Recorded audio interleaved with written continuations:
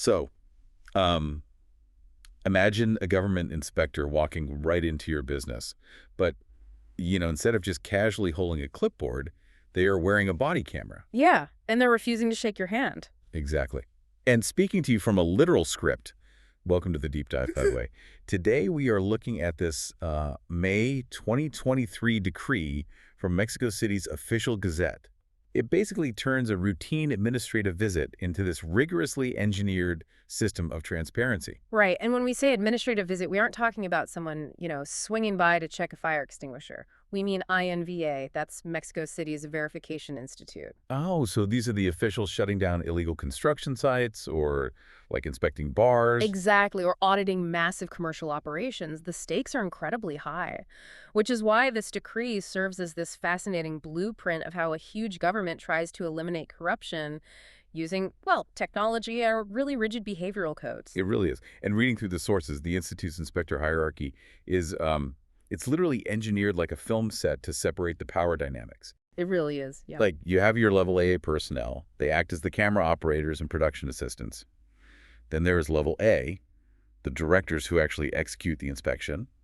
And finally, level B, the producers assigning the visits and reviewing the footage. And by separating the roles that way, it gets exponentially harder for, one corrupt official to shake down a business owner. So they don't have all the power in one place. Right. The level A director does the talking, but they don't control the camera. The level AA camera operator holds the tech, but they cannot make the legal decisions. So they are essentially shooting a documentary that carries heavy legal weight. Because it's the definitive record of a government action. Yeah. And since this footage can literally make or break a business, the city couldn't just, hand out body cameras and hope for the best. No, definitely not. They had to script the inspector's behavior just as tightly as the camera rules. Yeah. I mean, inspectors have to wear full logo-branded uniforms. Badges have to be visible. Zero gifts. Zero prohibited substances. Which all sounds pretty standard, but then there are the conversational rules. Yes, this is the rule that really stopped me. They are explicitly banned from making small talk or discussing irrelevant topics with you, the person being inspected. Banned. But wait a minute. If you are a business owner, a friendly greeting puts people at ease, right? Isn't building rapport usually a good thing?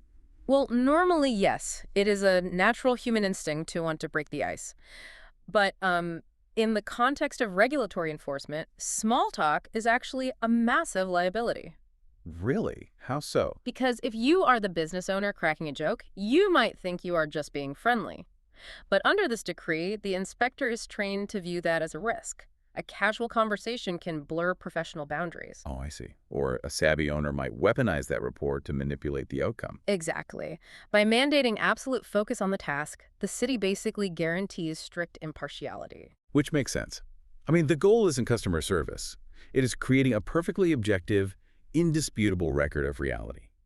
And that pursuit of an ironclad record explains why the actual camera protocols are guarded so fiercely. Yeah, the core rule for that level AA camera operator is the unbroken take. Right, before they even step foot inside your business, they have to state the date, the time, the file number, and the matter at hand out loud on camera. And that camera cannot stop rolling until they have physically exited the building. It is a continuous shot by design. Because if there is a single cut or pause, there is suddenly room for doubt, right?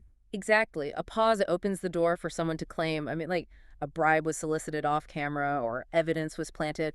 The only permissible exception to pause that recording is if the inspector's life or physical safety is in immediate danger.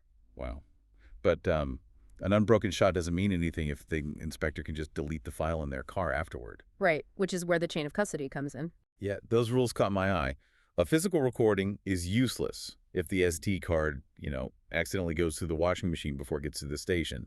So they have a strict 24-hour ticking clock to surrender that footage. And the crew is explicitly banned from copying or altering or sharing any of the video. And to enforce this, the decree mandates that those level B producers, the supervisors, randomly audit at least 10% of all recordings. Yeah, and think about why it's 10%. Because if you are an inspector, you just do not know if your video is the 1 in 10 getting watched. So that psychological pressure forces compliance across 100% of the visits. Precisely. It really is a meticulously layered system. It is. It leverages both the technology of the cameras and a rigid chain of command to enforce public trust and accountability.